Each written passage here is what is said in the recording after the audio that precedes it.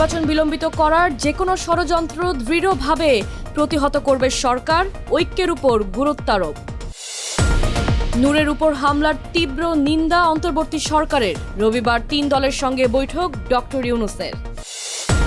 ফেব্রুয়ারিতে নির্বাচন রুখে দেওয়ার শক্তি কারণেই, মন্তব্য সালাউদ্দিনের। প্রয়োজনে জনগণের পাহারায় ভোট। রিটার্ন না দিলে আয় ব্যয়ের তদন্ত হবে, বললেন এনবিআর চেয়ারম্যান।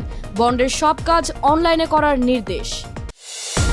ট্রাম্পের বেশিরভাগ শুল্ক আরোপকে অবৈধ ঘোষণা মার্কিন আদালতের, রায় কার্যকর 14 অক্টোবর। দর্শক, স্বাগত জানাচ্ছি টিভিএস নিউজ অব দ্য ডেতে। আপনাদের সঙ্গে আছি আমি কাশফিয়া রুহি। শুনছিলেন শিরোনাম, এবার পুরো খবর। আসন্ন জাতীয় নির্বাচনকে বিলম্বিত বা ব্যাহত করার যে কোনো ষড়যন্ত্র, বাধা বা প্রচেষ্টাকে দৃঢ়ভাবে প্রতিহত করবে বলে জানিয়েছে অন্তর্বর্তীকালীন সরকার। 30 অগস্ট শনিবার সরকারের পক্ষ থেকে জারি করা এক বিবৃতিতে বলা হয়েছে, অন্তর্বর্তীকালীন সরকার অত্যন্ত দৃঢ়তার সাথে পুনরায় নিশ্চিত করছে জাতীয় নির্বাচন 2026 সালের ফেব্রুয়ারির প্রথমার্ধে যথাসময়ে অনুষ্ঠিত হবে। এটি দেশের জনগণের প্রতি অন্তর্বর্তীকালীন সরকারের পবিত্র অঙ্গীকার। সরকার জুলাই অভ্যুত্থানে অংশ নেওয়া সকল রাজনৈতিক ও সামাজিক শক্তির প্রতি ঐক্যের আহ্বান জানিয়েছেন। বিবৃতিতে আরও বলা হয়েছে, আমাদের সংগ্রামের অর্জন রক্ষা করতে, জনগণের ম্যান্ডেটের বিরুদ্ধে সকল ষড়যন্ত্র প্রতিরোধ করতে এবং গণতন্ত্রে আমাদের সফল রূপান্তর নিশ্চিত করতে এই ঐক্য অপরিহার্য। গণ অধিকার পরিষদের সভাপতি নুরুল হককে আইন শৃঙ্খলা রক্ষাকারী বাহিনী লাঠিপেটা করার ঘটনায় তীব্র নিন্দা জানিয়েছে অন্তর্বর্তী সরকার। 30 অগস্ট শনিবার অন্তর্বর্তী সরকারের এক বিবৃতিতে এই নিন্দা জানিয়েছে।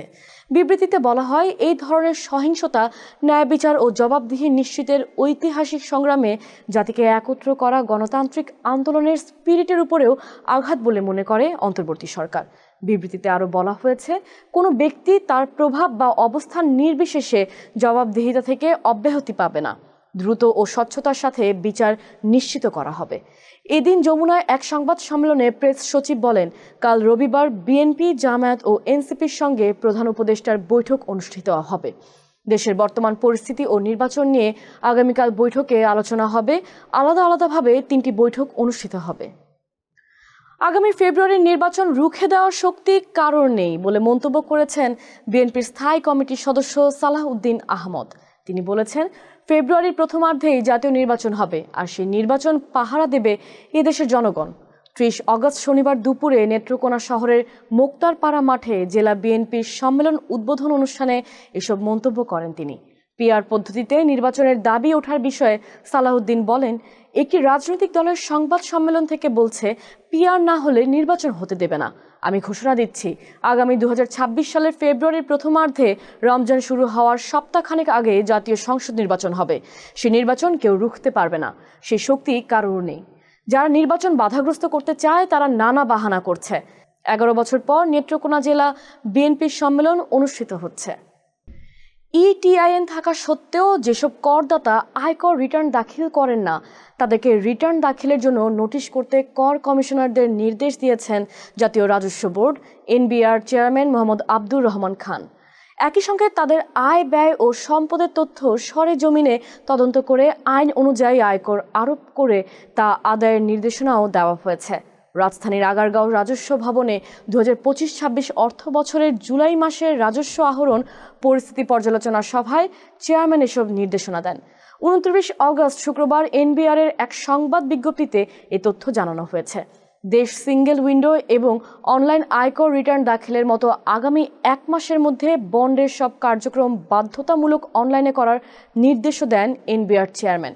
বলেন, নির্ধারিত সময়ের মধ্যে সেবা দিতে ব্যর্থ হলে সংশ্লিষ্ট কর্মকর্তাকে জবাবদিহিতার আওতায় আনতে হবে।